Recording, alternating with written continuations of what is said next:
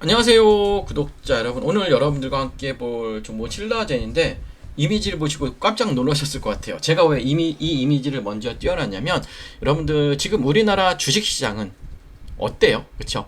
주식시장의 현실에 대해서 좀 설명을 드리고, 그 다음에 우리가 신라젠을 분석을 해봅시다. 자, 우리 한국 주식시장에서 가장 강하게 움직이는 중심축은 맞아요, 삼성전자와 SK하이닉스예요. 외국인과 기관의 자금이 AI 반도체로 무섭게 쏠리면서 시장 전체가 반도체 중심으로만 흘러가는 듯한 모습입니다. 하지만 대형 주주들이, 그쵸, 이미 이렇게 크게 움직인 상황에서 우리는 진짜 중요한 질문 한번 던져봐야 될 것 같아요. 삼성전자와 SK하이닉스 다음 수급은 과연 어느 섹터로 이동할 것인가? 단순히 올라간 종목을 따라갈 게 아니라 그 다음 돈이 흘러간 길목을 지키셔야 해요. 맞아요. 반도체의 다음은 여러분들 로봇이에요. 로봇. 조금 더 정확히 말씀드리면, AI가 두뇌라면 로봇은 몸, 즉 피지컬 AI 시대가 오고 있다는 거예요. 그런데 로봇이 실제 산업 성장에서 정말 오래 남으려면 뭐예요? 배터리와 전력 관리가 핵심이에요, 여러분들. 맞죠? 오래 일해야 되니까. 그렇기 때문에 이제는 배터리 전력 관련 테마를 보셔야 된다는 걸 미리 말씀을 드리고요. 관련 종목은 영상 끝에 설명 드릴 테니까 오늘 끝까지 집중해 주시고, 자, 신라젠 분석해 봅시다. 자, 신라젠은 한때 코스닥 시총 2위까지 올라갔던, 그쵸, 전설적인 종목이죠. 이 회사는 결국 무엇으로 돈을 버느냐? 바로 항암 바이러스 면역 치료제입니다. 핵심 파이프라인인 팩사백이죠. 팩사백은 암세포만 골라서 공격 카드로 유전자를 조작한 바이러스예요. 여기에 최근에는 스위스 제약사 바실리아로부터 도입한 BAL0891이라는 유사 분열 저해제 및 파이프라인을 다변화하며 단일 후보 물질 리스크에서 벗어나고 있습니다. 결국 신라젠은 암이라는 질병에 맞서 바이러스와 정밀 화학 기술을 통해 차세대 치료 솔루션을 제공하는 기업이라고 정의할 수 있는데요. 앞서 말씀드린 AI 로봇이 주도하는 미래 기술 환경에서도 결국 인간의 생존을 책임지는 바이오테크의 핵심 역할을 수행하고 있어요. 이제 냉정하게 최근 주가, 그쵸, 위치와 이슈를 한번 짚어봅시다. 신라젠 주가는 거래 재개 이후 기나긴 조정을 거치며 바닥권에서 횡보하는 모습입니다. 하지만 최근 의미 있는 뉴스들이 나오고 있죠. 자, 긍정적인 이슈는 뭐다? 예, 병역요법의 가능성이에요. 예, 긍정적인 이슈는, 자, 최근 리제노른의 리브타이어와 팩사백의 신장암 임상 1, 2상에서 긍정적인 결과가 도출되며 다른 항암제와 함께 썼을 때 시너지가 난다는 점을 증명했죠. 또한 유증을 통해 대규모 자궁을 확보하며 임상 비율하는 급한 무릎 끈 상태입니다. 하지만 리스크도 존재합니다. 가장 큰 문제는 뭐다? 역시 시간과 비용이에요. 임상 3상까지 가기 위해서는 천문학적인 비용이 필요하죠. 그리고 그 과정에서 추가적인 자금 조달 가능성도 배제할 수 없어요. 최근 주가가 하락을 하는 이유는 아직 시장이 상업화 성공이라는 증거를 요구하고 있기 때문이에요. 단기적으로 임상 데이터 발표에 따른 재료성 움직임이 있겠지만 중장기적으로는 글로벌 빅파마로의 기술 수출 여부가 이 종목의 운명을 가릴 것으로 봅니다. 그렇다면 신라젠은 우리 이렇게 보면 어떨까요? 단기 테마주로 보지 마시고 세 가지 경쟁력에 한번 집중해 봅시다. 첫째는 플랫폼 기술의 확장력이에요. 팩사백은 단순히 간암 치료제가 아니라 유전자 조작을 통해 다양한 고형암에 적용할 수 있는 플랫폼 기술이고요. 자, 두 번째, 체질 개선에 성공했어요. 드디어. 성공한 지배 구조입니다. M2N 그룹으로 최대 주주가 변경된 이후에 과거에 불투명했던 경영 리스크를 털어내고 투명한 임상 중심으로 거듭나고 있어요. 셋째, 글로벌 네트워크죠. 미국 MC넷 등 글로벌 파트너사의 협력을 통해 임상의 신뢰도를 높이고 있다는 게 강점이에요. 다만 앞으로 성장하기 위해서는, 맞아요, 이 확보한 현금을 얼마나 효율적으로 쓰느냐, 그리고 글로벌 파트너사로부터 로열티를 받아내는 시점을 얼마나 앞당기느냐가 관건이죠. 자, 차트적으로 보면 의미가 없어요, 지금. 그쵸? 다시 무너지고 있는 흐름입니다. 주가 자체는. 그쵸? 버텨줬어야 되는 자리에서 못 버텨주는 거예요. 결국 뭐냐면 얘가 바닥을 딛고 올라왔던 이게 기준이 되는 봉이 돼야 돼요. 이게 이렇게 기준이 되는 봉이 되고, 여기 절반. 자, 오늘 종가가 굉장히 중요하겠네요. 2,750원. 예. 꼭 왜 예감은 틀리지 않은지, 그쵸? 예. 여기가 굉장히 중요한 지지선이, 조금 이탈을 하더라도, 그치, 이 부분이 굉장히 중요한 자리일 것 같아요. 그래서 얘가 이제 여기를 어떻게 이렇게 지지를 해주느냐 안 해주느냐가 관건이에요. 앞으로 주가의 방향성이 나올 거니까 지금은 섣불리 매매보다는 관망을 하시고요. 자, 제가 결론을 한번 내려보면 신라제는 단순히 좋다, 나쁘다로 끝낼 종목이 아닙니다, 여러분들. 그쵸?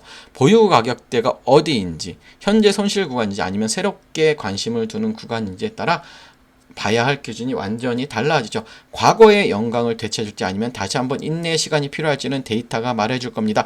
하지만 혼자서 그 데이터를 여러분들이 해석하기는 쉽지 않아요. 그쵸?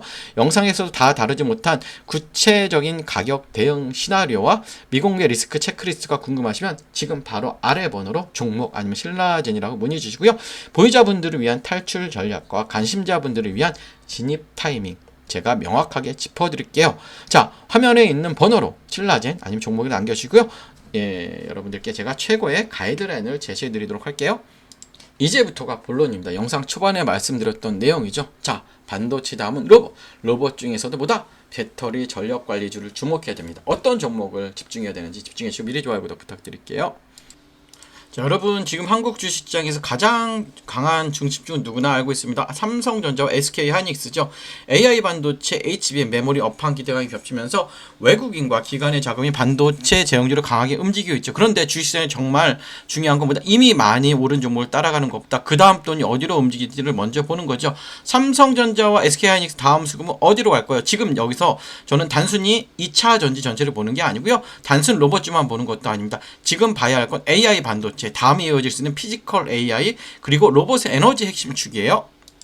자, 쉽게 말하면 이렇습니다. AI가 두뇌라면 로봇은 몸입니다. 그런데 이 몸이 아무리 좋아도 오래 움직이지 못하면 산업 현장에서 쓸 수 없습니다. 공장에서 계속 움직이고 무거운 물건을 나르고 정밀한 작업을 반복하고 충전과 반전을 안정적으로 관리하려면 반드시 필요한 게 있다. 바로 뭘까요? 바로 배터리입니다. BMS, 전력관리 충방전 시스템입니다, 여러분들.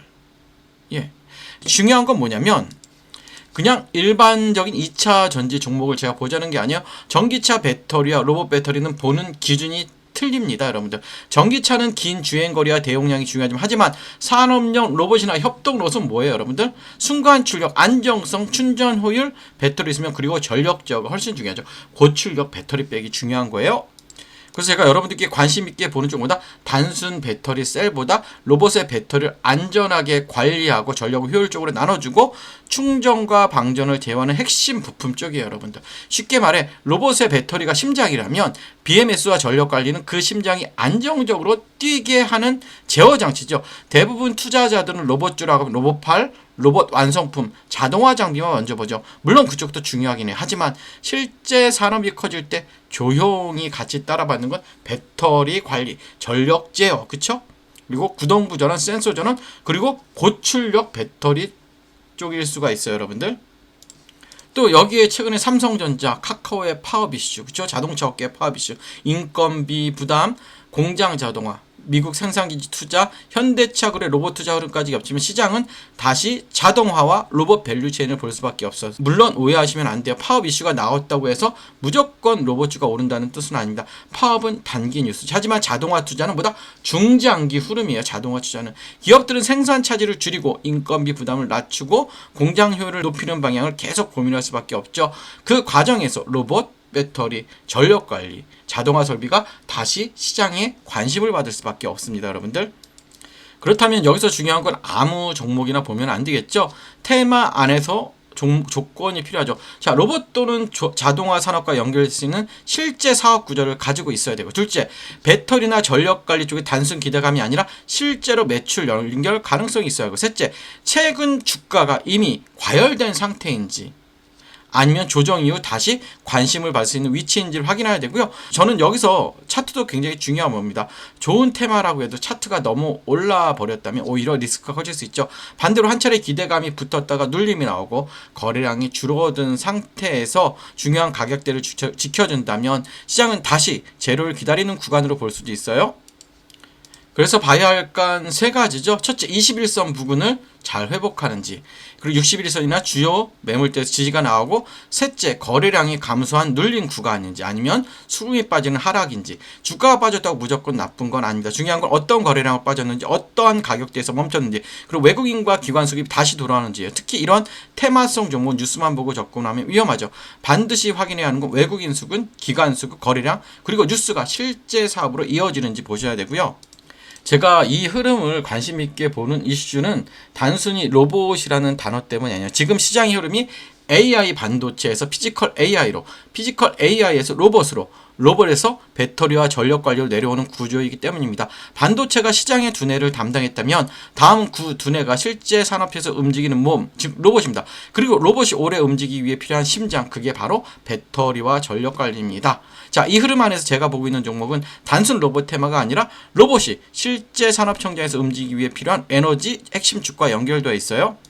그래서 이 종목은요, 이름보다 현재 가격대와 수급 위치가 더 중요해요. 이미 관심을 받는 구간인지 아니면 시장이 아직 충분히 반영하지 않은 구간인지, 이게 굉장히 중요합니다. 정리하면 이래요. 지금 시장의 중심은 삼성전자, SK하이닉스예요. 하지만 시장은 항상 다음 수급을 찾죠. 반도체 다음 흐름을 볼 수 있는 건 피지컬 AI와 로봇입니다. 그리고 로봇 안에서도 사람들이 놓치기 쉬운 핵심 배터리, 전력관리, 중방전, 제어예요.